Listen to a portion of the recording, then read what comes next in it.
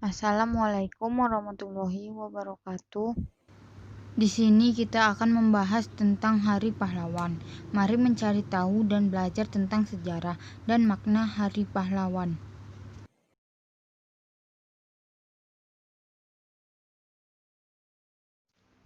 Hari Pahlawan atau Hari Pahlawan Nasional dapat merujuk pada sejumlah peringatan Hari Pahlawan Nasional di berbagai negara.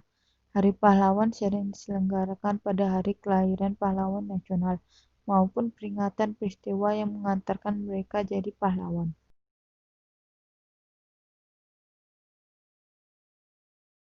10 November 1945 merupakan salah satu tanggal bersejarah lantaran terjadi pertempuran besar pasca kemerdekaan yang dikenal juga sebagai Pertempuran Surabaya usai proklamasi pada 17 Agustus 1945.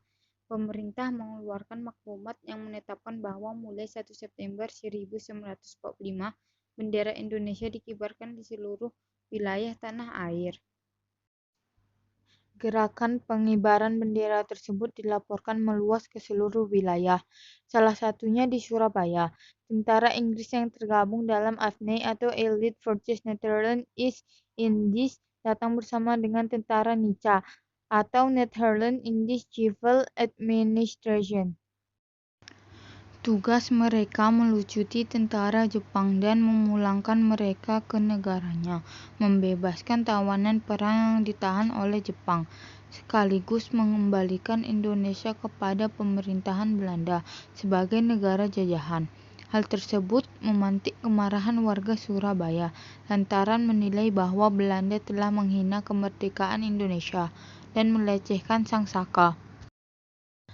Tak hanya itu, mereka melayangkan protes dengan berkerumun di depan Hotel Yamato. Mereka juga meminta bendera Belanda diturunkan untuk diganti mengibarkan bendera Indonesia. Pada 27 Oktober 1945, perwakilan Indonesia berunding dengan pihak Belanda dan berakhir meruncing.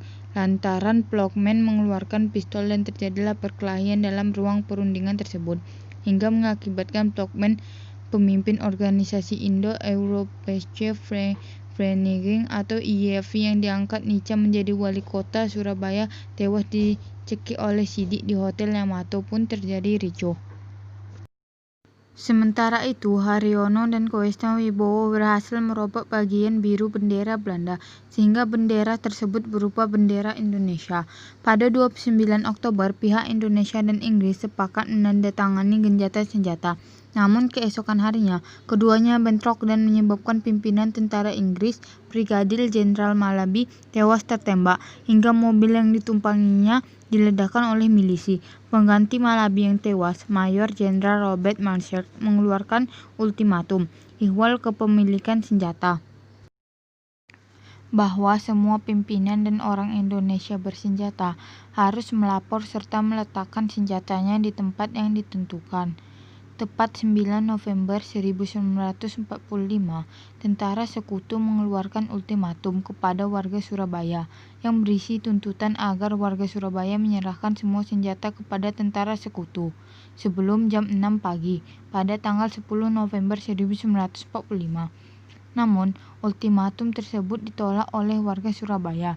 Ultimatum tersebut membuat rakyat Surabaya marah hingga terjadi pertempuran 10 November.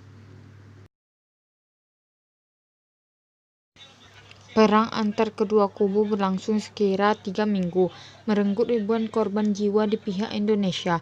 Tokoh perjuangan yang menggerakkan rakyat Surabaya kala itu antara lain Bung Tomo, K.H. Hashim Asyari, dan Wahab Asbullah. Melalui siaran-siaran radionya, Bung Tomo menggelorakan semangat perjuangan rakyat Surabaya. Momentum peperangan di Surabaya melegitimasi peran militer dalam perjuangan merebut kemerdekaan, sehingga nilai kepahlawanan tersemat dalam sebuah perjuangan melawan agresi militer dan untuk memobilisasi kepahlawanan secara militeristik. Makanya 10 November dijadikan Hari Pahlawan.